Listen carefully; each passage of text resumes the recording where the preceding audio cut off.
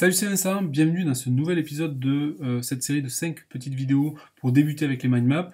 Donc spécial bureau, c'est-à-dire pour performer au bureau sans sacrifier sa vie perso. Ce que j'aimerais partager avec toi dans ce troisième épisode, c'est tout simplement, bon déjà on va faire un récap des deux autres épisodes précédents. Premier épisode, on a vu comment on pouvait faire un plan, comment on pouvait créer un plan de ce qu'on voulait faire. Ensuite, on a vu comment on pouvait définir un petit peu un sujet. Donc ça, c'était la deuxième étape. Et puis maintenant, la troisième étape, on va voir un petit peu comment on peut créer. Donc dans l'épisode 3, c'était rechercher des solutions et créer des idées, avoir un générateur d'idées express. Et pour ça, on va tout simplement créer une nouvelle carte mentale pour te montrer un petit peu comment ça peut marcher. Alors, nouvelle carte mentale, on va en faire une autre. Alors pour l'instant, je t'ai montré quelques trucs, mais je ne suis pas allé très très loin dans le design, mais tu peux rajouter des images, tu peux rajouter du texte, tu peux rajouter des couleurs, tu peux rajouter des logos, enfin ce que tu veux. Donc, alors... Tuk tuk tuk. Attends, je mets sur pause, ça sonne. Ok, désolé, un coup de fil inattendu. Donc, on en était, oui, à la troisième vidéo. Donc, ce qu'on va faire simplement, c'est que on va générer des idées à la volée. Donc ça, c'est pas ça. Tac, tac. Voilà, on va prendre ici. On va créer la troisième vidéo et on va voir comment on peut créer. Tout simplement générer des solutions à la demande et générer des idées de solutions à la demande. Donc pour ça, on va se rappeler déjà 2-3 trucs en termes de règles de créativité. Alors, je ne me souviens plus exactement l'acronyme, mais tu retrouveras sur le net, sur Google. En gros, l'idée sur les règles de créativité, c'est que il faut pas bloquer. Donc, alors, pas bloquer, c'est peut-être pas forcément formulé positivement, mais laisser les idées s'exprimer, même si elles paraissent stupides. Ça, c'est important. Si stupide en apparence. Pourquoi? Parce que en fait, en créativité, en recherche de solutions, on va se rendre compte que même et comme dans les mind maps, tout se fait beaucoup par rebond. Donc, tu l'as probablement déjà constaté sur les deux premières vidéos. Comme je te le dis, c'est vraiment, je l'ai fait en live, hein, donc il y a pas de, j'ai pas un modèle que je recopie. Du coup, tu vois vraiment derrière les coulisses comment on crée une mind map et comment on l'alimente, on l'organise, etc. Donc, une première règle de créativité, c'est de laisser les idées s'exprimer. Et une deuxième règle, c'est de... il y a différentes phases dans les mécanismes de créativité. On va dire qu'il y a une phase d'expansion, expansion, expansion, ouais, expansion, et une phase de concentration. Enfin, on peut les appeler comme ça, mais on peut les appeler différemment, peu importe. En gros, là, on génère beaucoup d'idées, et là, on recentre un peu les idées. Ici, on laisse les idées s'exprimer, et ici, on les filtre. Filtrer les idées. Et on verra ça d'ailleurs dans la prochaine vidéo, dans l'épisode numéro 4, sur la partie filtrer les idées. Donc, et dans laisser la phase d'expansion, comme son nom l'indique, on essaie de rechercher un maximum d'idées.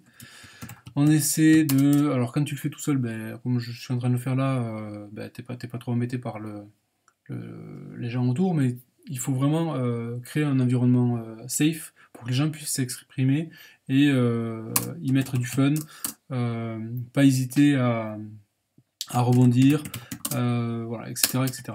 Donc voilà les grandes phases les grands principes de créativité. Et donc là, sur filtrer les idées, on va utiliser des critères qui vont te permettre tout simplement de garder. L'objectif, c'est de garder une solution et idéalement la meilleure. Alors la meilleure, ça va dépendre évidemment des critères. que tu te donnes. Donc voilà un petit rappel, rappel sur les règles de créativité. Donc tu vois, c'est assez simple. Ensuite, ce qu'on peut faire, donc ça on va se le mettre ici, ici, tac tac tac, on va gagner un peu de temps ici, un peu de place ici, ici aussi, et voilà. Donc ici on va pouvoir peut-être rajouter, rajouter du fun. Est-ce qu'on peut rajouter des choses un peu sympas? Donc on va dire qu'il y a deux phases ici. 1, 2, voilà. Tu vois, on peut rajouter un peu plus de visuel aussi. Enfin, moi j'ai fait ça vite fait, et puis tu peux aussi rajouter des choses un peu comme ça pour expliquer qu'il y a des trucs un peu particuliers et que. Qu'est-ce que j'ai fait comme bêtise? Ok. Autant pour moi, je recommence. Ok, désolé, petite erreur de manip, donc j'ai refait vite fait ce qu'on a mis. Donc, pour débuter avec les mind maps, bref rappel sur les règles de créativité, et maintenant on va voir tout simplement comment on peut générer et créer ton propre générateur d'idées. Alors, donc un générateur d'idées, parce que ça commence comme ça pour avoir des solutions. Donc, le générateur d'idées, il faut simplement commencer par décrire le problème, donc savoir quel est le problème. Ici, il y a généralement le vrai problème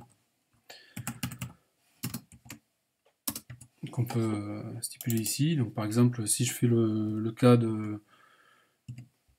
En fait, il y a le faux problème et le vrai problème. Pardon, tant pour moi, je fais faux problème. Entre le coup de fil et cette erreur, hein, ça m'a un peu perturbé. Donc, le faux problème, c'est celui qu'on voit généralement, c'est que l'utilisation des mind maps égale gadget. Donc, et en fait, le vrai problème, c'est qu'on n'a jamais appris à s'en servir. Personne nous a montré, c'est pas notre faute. À l'école, on ne nous montre pas comment on en fait, au boulot non plus, et pourtant c'est vraiment hyper clé. Et des fois, malheureusement, au bout de certaines années, quand on découvre ça, et soit en formation, soit via un consultant, etc., on se dit tiens, ce serait intéressant, on se fait former, on dépense des fois des milliers d'euros pour se former sur un truc où on aurait pu le faire déjà il y a des années et pas perdre autant de temps. Et du coup gagner beaucoup de temps à partir du moment où on commence le truc. Donc le générateur d'idées, par exemple, on peut définir un problème qui est celui-ci. Après, il faut regarder quels sont les obstacles qui génèrent ce problème. Les obstacles. Les obstacles, c'est que souvent il nous manque, par exemple dans ce cas-là, hein, il nous manque une personne qui nous montre. On ne sait pas forcément par où démarrer. Qu'est-ce qu'on peut avoir? On se demande peut-être les logiciels qu'il faut utiliser, les papiers, est-ce que, enfin, voilà, on sait pas quels sont les accessoires en fait, ou le matériel. Et puis, on ne sait pas forcément par quoi démarrer, c'est-à-dire on ne sait pas forcément par où démarrer et par quoi démarrer. Et que dire de plus? Et puis voilà, on hésite un peu et puis on sait pas trop comment l'obstacle, c'est qu'on n'ose pas. Et l'obstacle aussi, évidemment, c'est que on n'a pas forcément envie de dépenser des milliers d'euros ou de bloquer 3 jours en formation dans avec un organisme pour s'attaquer au mind map, même si ça peut être extrêmement utile, mais forcément on a peut-être envie de démarrer rapidement. Donc l'obstacle, ça peut être les ressources disponibles. Ça. Ressources, dispo. Donc les ressources dispo, ça peut être le temps et l'argent. Éventuellement la motivation. Bon, ça on va dire que ça fait partie du temps. Donc voilà un petit peu l'idée. Donc on fait les problèmes, on liste les obstacles. Ensuite, c'est là où ça devient intéressant, c'est que on va générer des idées à la volée. Donc générateur d'idées. Donc le problème, on va dire qu'on va appeler ça X, et les obstacles Y. Et le générateur d'idées, on va essayer de résoudre X sans Y. Donc ça, c'est une astuce en créativité, ça permet de générer beaucoup d'idées. Donc là, entre autres, on va essayer de résoudre le problème d'apprendre à se servir, que les mind maps apparaissent des gadgets, et qu'en fait, c'est plutôt qu'on n'a jamais appris à s'en servir, et c'est pas notre faute. Voilà, tu vois, pas notre faute. Et ça, les obstacles, c'est il manque une personne qui montre, on ne sait pas forcément par quoi vous démarrer, quels sont les accessoires, on n'ose pas, et puis on n'a pas forcément le temps, ou les ressources dispo, ou la validation de budget pour le faire quand on est au bureau ou au boulot. Donc comment on fait ça? Comment on peut résoudre ce problème-là sans les obstacles? Alors là, je ne vais pas te faire beaucoup de suspense, tu l'as déjà écouté dans les 2 premières vidéos. Déjà, tu peux simplement te familiariser avec l'outil, avec cette série de 5 vidéos que je t'offre actuellement.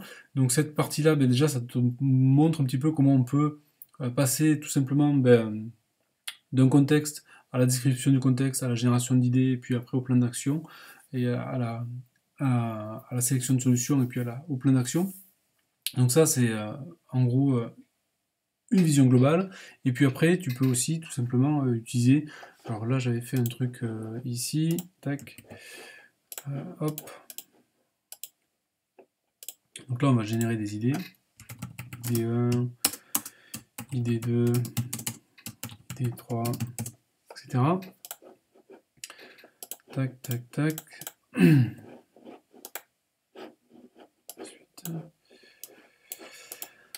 Dans les générateurs d'idées, donc si on veut, voilà, par exemple, débuter avec les mind maps, eh bien, on peut, par exemple, acheter un livre.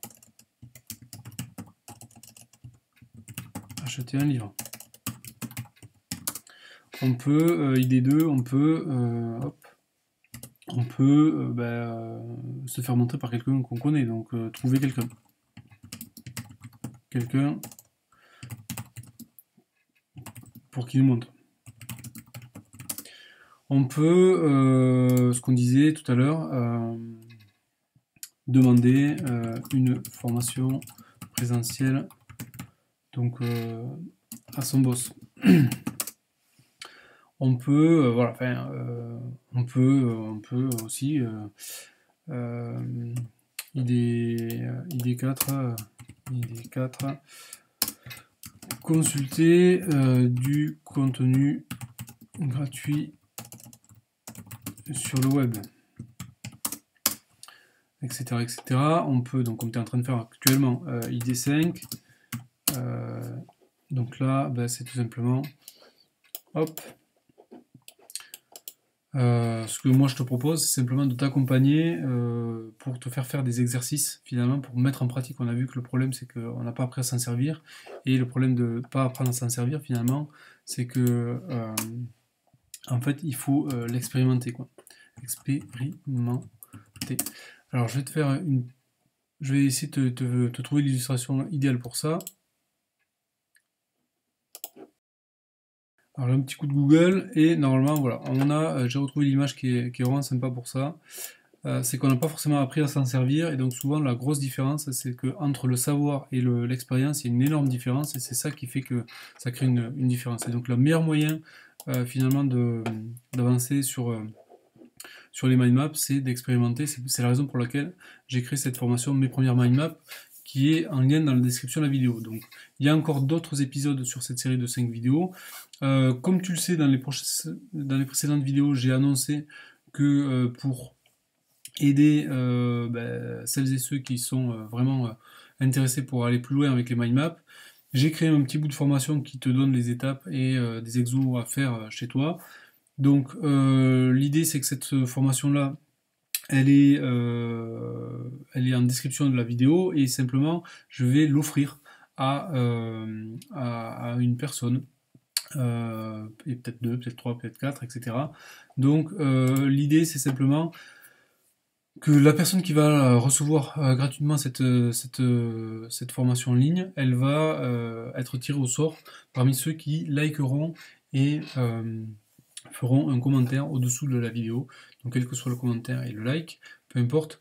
L'idée c'est simplement, voilà, je ferai un tirage au sort au bout de 100 likes cumulés sur les 5 premières vidéos.